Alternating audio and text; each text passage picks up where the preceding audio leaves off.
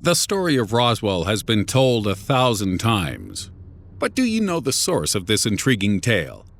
I'll bet not, because her name and fate has been shrouded in secrecy for 70 years, with this woman known only today by the pseudonym Nurse X.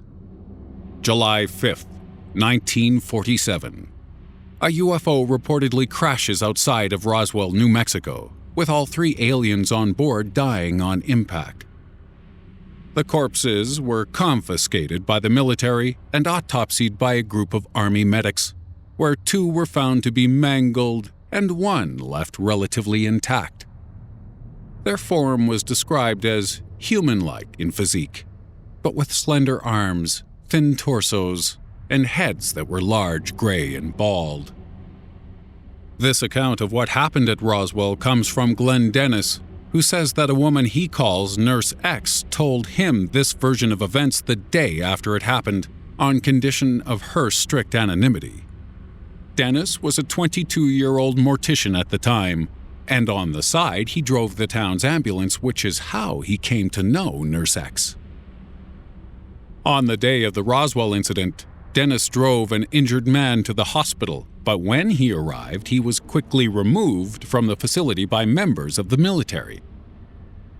Dennis was threatened by officers to leave and speak nothing of what he'd seen, even though he hadn't seen much of anything at all. All he knew was that he'd recognized barely any of the medical or military personnel who were running the hospital that day, save for one familiar face, Nurse X. The next day, Dennis met up with Nurse X to find out what had happened, and it was here, at a simple New Mexico diner, that the truth of what really happened around the desert plains of Roswell was detailed out.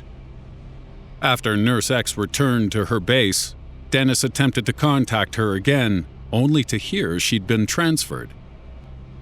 He later heard a rumor that she'd been killed in a training mission, and when he made inquiries regarding the other Roswell medics, he discovered they too had been mysteriously transferred.